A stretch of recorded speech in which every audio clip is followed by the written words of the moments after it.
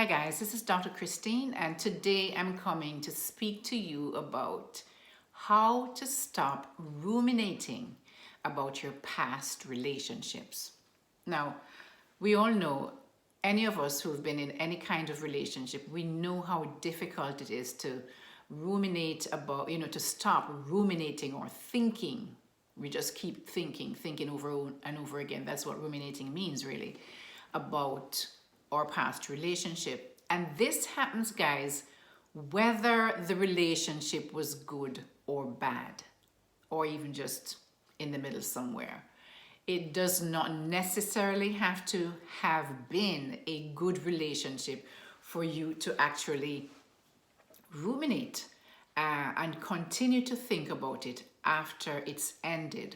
So just understand that when I'm speaking about how to stop ruminating, it's really about, you can't really fully stop ruminating, but it's really more managing it so that you're not just totally overwhelmed with this process of always just living in your past and living in that negative stuff and living in that pain that may have come as a result of that relationship that you've had while you're in it, and also when it's ended. All right. So one of the first things I always ask my clients to do is to write down when a relationship is ended. We have the tendency to really focus on, once the pain of that, when I say the pain, the immediate pain, I wouldn't say the pain, total pain, but the immediate pain of that breakup is gone. Then, and as time passes, we have this tendency to focus more on the, because we tend to forget the bad things really quickly, which is kind of strange, right? But that's how it is. And then we start to now focus and remember those good times, because in every relationship, no matter how good or bad it is, there's going to be, even if it's more bad than good, there's going to be some good.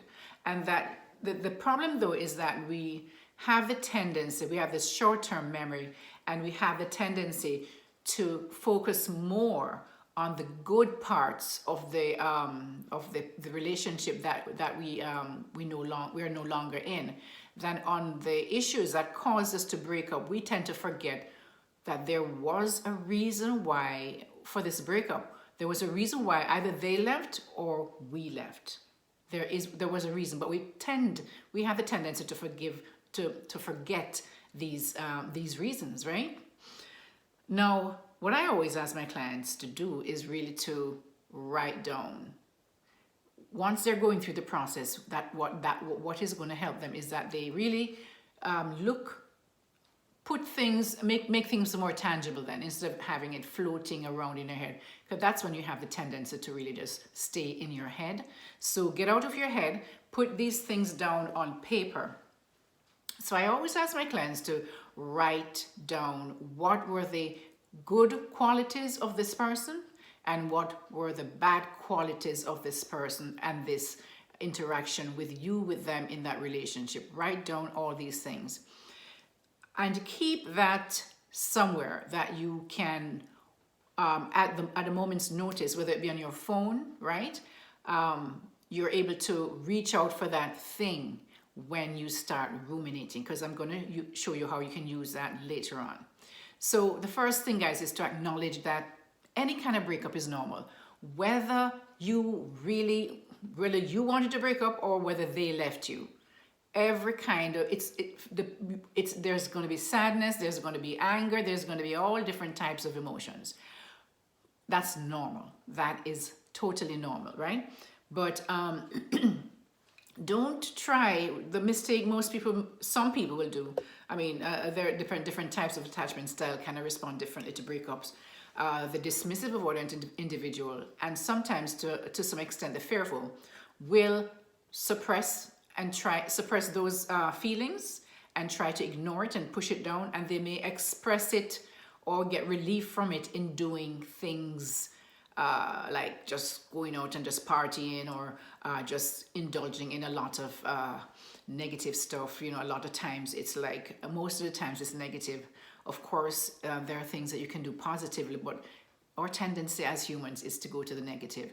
And so it's almost like you also now in your mind, you're trying to spite that person that you broke up with, if it's their fault, if they left you, and or if they left you. It's especially thing for the dismissive. If they left you, they're going to go out and they're going to go out there and try to almost like pretend like it's not bother, it didn't bother them, the person meant nothing to them.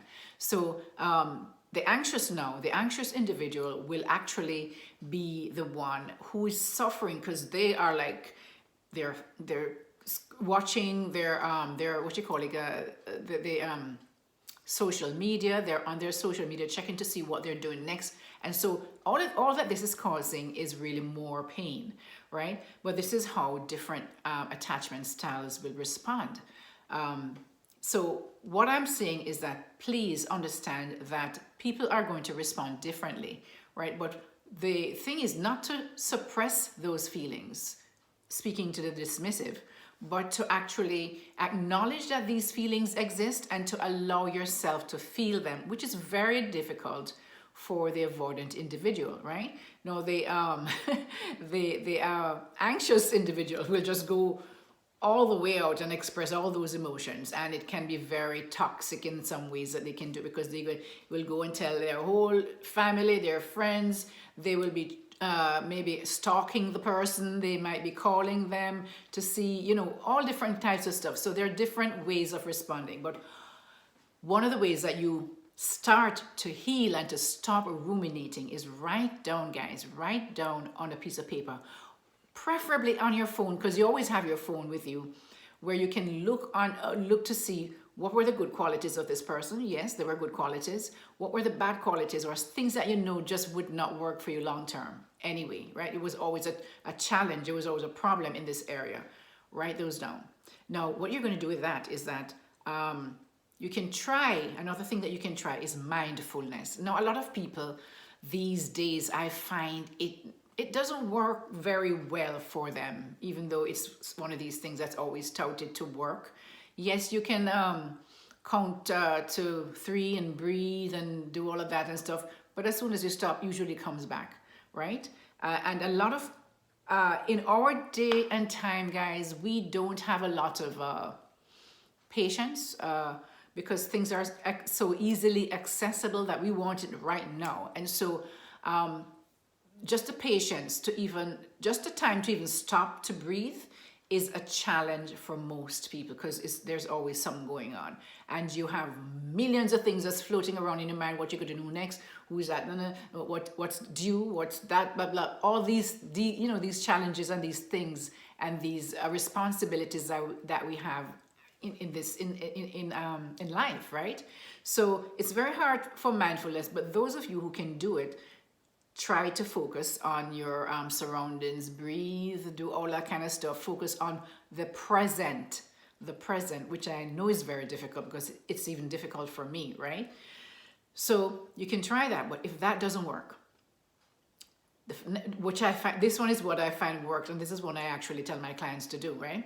After you write down that list, challenge your thoughts, question your thoughts. These thoughts that are coming to you, maybe I was too difficult, maybe I was too miserable, maybe I was this, maybe I was that. Because usually, especially with the anxious individual, it's self-blame is usually the response that they take when there's a breakup. There's you wonder, at first you might blame the person when you're angry at the beginning, when it's just raw, right? But after a while you start thinking, I wonder if I was just do this. Why can't this person? And then you start blaming yourself. Maybe I'm not lovable enough. Maybe I'm not worth loving. Maybe I'm not too that attractive. Maybe so you bring a lot of those things. Whereas it's totally opposite for the dismissive or the avoidant individual. They will just move on and just totally block. It's almost like you never existed. So it's a totally different response, right? But in them doing that, though, they're not really healing, because what they've done is kind of just stuffed it, buried it, and dismissed it and suppress it, and not deal with the actual pain that they may be feeling from that breakup. Because yes, they do feel pain as well, but they don't like expressing pain, or emotions or anything that causes that kind of thing, right? So they usually suppress or push it down and ignore it, right? So challenge your thoughts, question your thoughts. Is this true? If it's true, what can I do about it? Right? And if you can do something about it, then do that, right? Ask, and the way that the list that I asked you to create in the beginning is going to work is that you're going to use that list now to say, okay, so is this true? What is the reason why this relationship was not going to work anyway? And you look at the list and you say, okay, these were good qualities. Yes, these we had a, this was good for us, but these were right really bad, and these were actually deal breakers, because with these kind of qualities, and if nothing changed, it would really be something that would be difficult it would be a difficult relationship. Let's put it that way. So the list you make is really going to be a reminder of the evidence that you have, because there's always going to be evidence, and that is what you're going to look for when you are having this thing, all these thoughts going around in your head. What is the evidence? Always look for the evidence and remind yourself of the evidence, because that will just put you straight right there, right? Well, okay, so I thought maybe but even when the person was home, he wasn't really home anyway, or she wasn't really home anyway. They were like, there was this wall up, I couldn't really get to them. So, I know that, I would have to put up with that if I would have stayed in that relationship. And so, so you kind of can look at the evidence and see that this thing would not work anyway, even though you're missing the person, good or bad, this happens, right? And the next thing is, don't waste that experience of that breakup or that experience that you had in that relationship. Don't waste it. The worst thing you can do is to keep making the same mistakes all over again. Learn from your past mistakes. Learn from what happened in that relationship. Start working on yourself. And instead of dwelling on those negative aspects of your past relationship, try to learn from them. Reflect on what went wrong. What was your part in the process? What could you have done differently?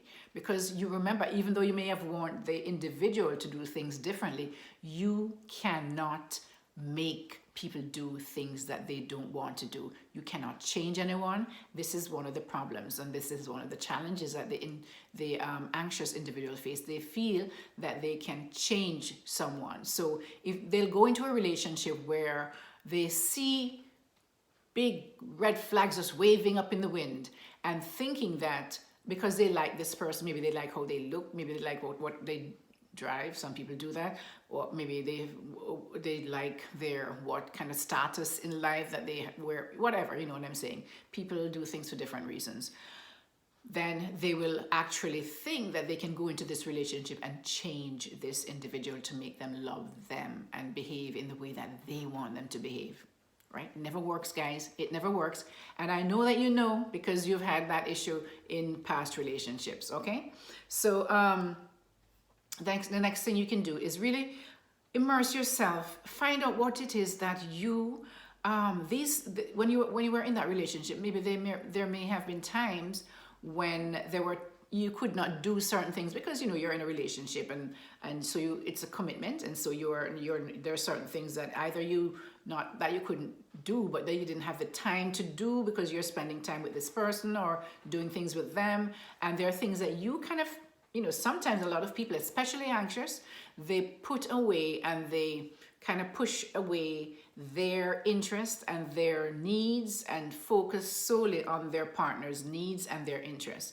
So at this time, especially if you're anxious, take the time to find positive activities. A lot of times too, the anxious will leave their friends and their families because when they have a relationship, they just totally abandon everybody else and just focus solely on this person, right? You now have to stop doing that, guys. Stop doing it, because in every relationship, you're going to need to have activities of your own. You have to go out and do things that, that makes you feel good, right? In the beginning, you're going to still have a part of, you have your friends. You're going to be going out with your friends, and even after you're in a committed relationship, you should still have time to spend time with your friends, because it does also bring in different different things into the relationship, different experiences, meaning, your partner goes out with their friends and they bring back different things they may have learned from those friends, but so, and it also gives you the time to just kind of chill on your own, right? Because everybody needs their little alone time. It doesn't matter if you're just going to go and lay in a tub and soak in the tub. You want to be alone. And so these things you need to really now at this time focus on these activities that you kind of abandon because of your partner. I don't have to tell this to the avoidant individual, because they never allowed anyone to stymie them into just being totally focused on their partner. They need time for themselves, and they take the time. All right. Also, guys, don't be afraid to seek support. And I know that a lot of individuals, especially in this case the anxious, will go to friends who probably don't have healthy relationships, or friends who are just going to be saying yes, yes, yes to whatever they say, agree with them. So yes, it's good to seek support, but you have to be very careful about who you seek support from. And that is where I would come in as a therapist, right? Or a counselor or a coach, which is, I'm all of that, right? So what you need to do is really to find someone that you can really feel comfortable with speaking to about issues, so that you can get another perspective, because every time you've spoken to your friends, they're going to tell you what you want to hear. Right? And other people will maybe have other hidden agendas and say things that might hurt you, right? I have no agenda. I'm a total stranger. I'm going to tell you what I see, and I'm going to give you the best way to go. I'm going to support you. I'm going to be there to encourage you to do certain stuff. I'm going to give you tools to work on yourself, and I'm going to, you're going to have that, you're going to commit to what you're doing, because you have somebody that you have to answer to, which is me in this case, because you're paying money for that, right? So you need somebody to be able to be there for you to grow, because if you feel it, because most of the times when someone wants to change or make changes in their lives and they try to do it themselves, because they have no one to answer to, right, as to the tools that they're supposed to be using or making changes with, they just give up and just they're never able to move forward. And that is why it's really important for you to seek help, with someone who has the experience in the field that you're looking for and with the problems that you have. All right. So because you're going to be getting a new and fresh perspective from a therapist, because they don't know you. So they're looking at it from just a total stranger. And no matter what you tell them, they're not going to be using it against you. If you go to a friend and you and the friend fall out, they might go tell everybody your business, right? This is not what happens with a coach or a counselor or a therapist, which is what I am. So remember, guys, it takes time. It takes time to kind of get over anyone that you've been in a relationship with, especially if it was a really long-term relationship. So I want you to really be patient with yourself, and be kind to yourself, and always celebrate the small wins. There are times that when we are going through changes, making changes, and we mess up, we focus more on the mess up than the times that we did really well. So I always remind my clients as well, guys, I noticed you said this, but what about this that you did well? You didn't mention that. You were just focused on all the negative things. And the more you focus on those negative things, you'll get more negative things. It is a truth. What you focus on expands. Because your words are very powerful, and if you're saying negative things about you, that's what you're creating. All right, guys. So until next time, please remember to like, share, and subscribe for more information like this, and hit the notification bell, so that way you'll be notified when I upload a new video. Okay, guys. Until next time, this is Christine, your relationship and mindset master doctor, and your leverage for change. Take care.